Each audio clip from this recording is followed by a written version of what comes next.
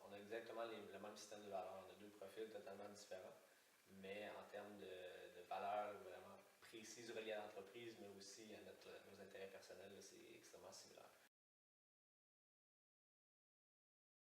Nous, de notre côté, on a tout simplement, c'est notre point de différenciation. Notre canot, si on veut différencier avec un autre, mais c'est toutes les valeurs qui viennent avec le canot. Tu n'achètes pas seulement une embarcation qui flotte, tu achètes un système de valeurs, tu achètes un produit qui permet de préserver les milieux naturels, tu achètes aussi un héritage, tu achètes une vision. Donc, c'est pas seulement le produit comme tel. Au moment où on se parle maintenant, on est 16. En haute saison, on tombe à 22. Donc, il y a eu une croissance qui était quand même forte au départ. Quand on a démarré l'entreprise, on était 5 employés à temps plein. Il y a une approche holistique, je pense, au modèle d'affaires. Le but, c'est d'utiliser notre entreprise comme une force de changement. La raison pour une entreprise à but lucratif, c'est de générer des profits pour ensuite les réinvestir dans l'environnement. C'est la raison qu'on s'est dit, l'entreprise comme telle est pas le meilleur vecteur de changement. Puis on voulait aussi utiliser ça pour autant notre communauté, donc la communauté locale en Abitibi-Témiscamingue, mais nos employés, que l'environnement. Fait que tout le modèle d'affaires est basé sur cet aspect-là. Nos choix basés sur le développement durable ont eu un effet positif économiquement sur l'entreprise. Donc, investir dans le développement durable, ça rapporte quand même.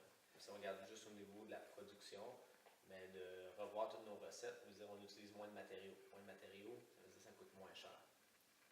Juste au niveau du système de la construction de l'usine, on a fait une rénovation qui nous a permis d'être beaucoup plus efficace énergétiquement. Au niveau des ventes, ça reste un outil marketing qui est exceptionnel. Je pense que la différence, c'est on peut l'utiliser comme outil marketing en disant on met une feuille verte sur tous les produits pour faire semblant qu'on est vert, mais il ne faut pas non plus ne pas en parler. On a réussi aussi et je pense que c'est le plus important, à changer de discours de c'est quoi le prix du bateau. À prix égal ou même à prix plus élevé, on va remporter souvent parce que les gens finalement croient à cette valeur-là ou à la vision qu'on a.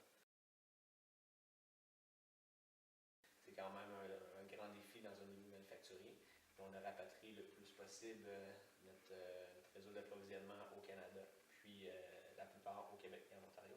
Ensuite, le mode de fabrication aussi a quand même été optimisé pour réduire les pertes, puis optimiser la longévité des produits. Dans notre cas, on a décidé de travailler avec des produits composites, fibre de verre, carbone, Kevlar, pour que les embarcations soient beaucoup plus solides, plus légères, donc c'est des avantages, mais aussi plus durables. Donc on parle d'une durée de vie d'environ 50 ans pour nos embarcations. Et ont quand même la possibilité d'être réparables continuellement. Si on compare, par exemple, avec une embarcation qui est à moindre coût, qui est fabriquée soit à l'extérieur, souvent en Asie, ils vont le fabriquer à matière de plastique. Donc moins durable, plus lourd, qui ne se répare pas, une durée de vie qui est très très très courte. Puis ensuite, on a une politique environnementale où pour chaque bateau qu'on vend, on retire un sac de déchets, des rivières, des forêts, des lacs. Donc, c'est exemple, on vend 1000 bateaux, mais c'est 1000 sacs. Puis on travaille avec des organismes comme PureNat à Québec, ministère de l'Environnement, pour justement établir des dépotoirs sauvages qui sont problématiques en ce moment au Québec, puis ensuite cibler ces dépotoirs-là pour en faire le nettoyage. Pour ça, en ce moment, il y a un étudiant en environnement de l'Université de Sherbrooke qui va probablement faire sa maîtrise chez nous pour évaluer l'impact environnemental de chacun de nos bateaux. C'est quoi l'empreinte écologique de chacun de nos bateaux? Mais peut-être qu'après cette étude-là, on va se rendre compte que notre réelle charge environnementale, c'est 2, 3, 4 sacs de vidange par canot. Donc là, ça va déterminer aussi c'est quoi la nouvelle cible pour nos nettoyages. On a installé des tiges pour récupérer les contenants de lave-glace vides à une station-service qui est sur le chemin vers l'usine. Ça permet deux choses. Les stations-service, la problématique, c'est que tous ces gallons-là usés ne sont pas recyclés, sont juste mis à la poubelle. Puis, nous, nous, ce qu'on fait, c'est qu'on les récupère. On coupe la partie supérieure, puis on tourne ça en débocale pour pouvoir mettre soit notre peinture, notre résine, nos contenants à l'intérieur. Sinon, le papier sablé, on fait affaire avec l'école polymétrique de la région qui, eux, en menuiserie, une fois qu'ils ont terminé d'utiliser les sangles pour le papier sablé, ben pour nous, ils sont encore très bons. Ces matériaux sont très bons pour pouvoir sabler les intérieurs de canons. Donc, c'est des petits détails comme ça qu'on essaie d'améliorer. On est loin d'être parfait, mais à chaque étape, on essaie de voir comment on peut s'améliorer. On a quand même une politique de livre ouvert, donc les employés sont au courant des livres, des données de l'entreprise. On a aussi un programme de ristourne pour les employés, donc 5% des profits redonnés aux employés. Ensuite, on a la politique qui est ouverte. Donc, chaque employé a accès au quai à Guillaume, qui est à Rwanda, pour utiliser les produits en tout temps avec la famille et leurs amis.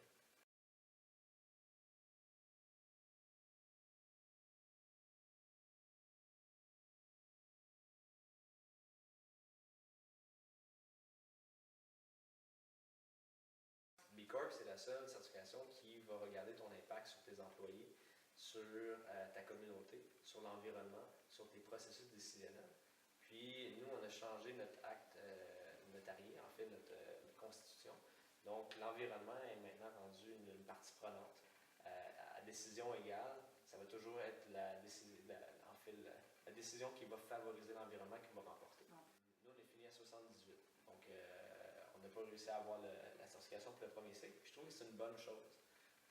Ça m'avait quand même étonné qu'une jeune entreprise manufacturière dans le composite puisse avoir une certification avec toutes les étapes qu'on fait. Déchets, comme on dit, mais à la fin de chaque bateau, on a toujours un résidu de résine. Pour chaque bateau, on va perdre environ l'équivalent de demi-cup de café de résine. Mais là, ce qu'on aimerait faire, c'est la résine, quand elle est en format liquide, peut prendre n'importe quelle forme. Est-ce qu'on peut avoir juste des moules à côté des postes de travail, puis tu fais juste prendre ce liquide-là, tu le mets, ça devient des porte-clés, ça devient... En fait, utiliser la résine qui va devenir dure de toute façon, puis donner déjà une deuxième transformation. Le deuxième enjeu, c'est de trouver un matériau qui va remplacer le composite, parce que le composite et la résine en tant que tel, c'est des très très bons matériaux, parce qu'une fois que c'est figé, ça dure, ça se répare, tout ça. Par contre, c'est quand même un matériau qui n'est pas 100% environnemental dans sa première transformation. Donc là, on essaie de travailler avec la fibre de lin et une résine écologique. La matière première, c'est l'outil qu'on utilise le plus à plus grand volume. Les enjeux en ce moment, c'est les seuls déchets qu'on produit, c'est les restants de composite. Donc on n'a pas beaucoup de déchets. Ça, c'est des déchets qui sont difficiles à retransformer. Donc on a approché une école de composite à Saint-Jérôme qui font des tests que sur les matériaux de composite pour savoir comment on peut recycler. Donc là, on a fait des tests à savoir si on peut prendre ces résidus-là, les déchiqueter et les mettre dans du béton. Donc ça deviendrait une espèce d'agent remplisseur dans le béton, ce qui ferait qu'on serait à zéro déchet. Puis ça reste compliqué parce que le plus gros challenge, en fait, c'est qu'on est une entreprise en démarrage. Une entreprise manufacturière en démarrage, c'est que tu pars avec une dette. C'est ça aussi l'espèce de réalité. Il faut quand même être conscient que c'est utopique de penser que tu vas avoir une entreprise qui est 100% verte dès le départ. Par contre, je pense que c'est vraiment l'intention qui compte. De dire, c'est à la base de notre entreprise, c'est dans les missions profondes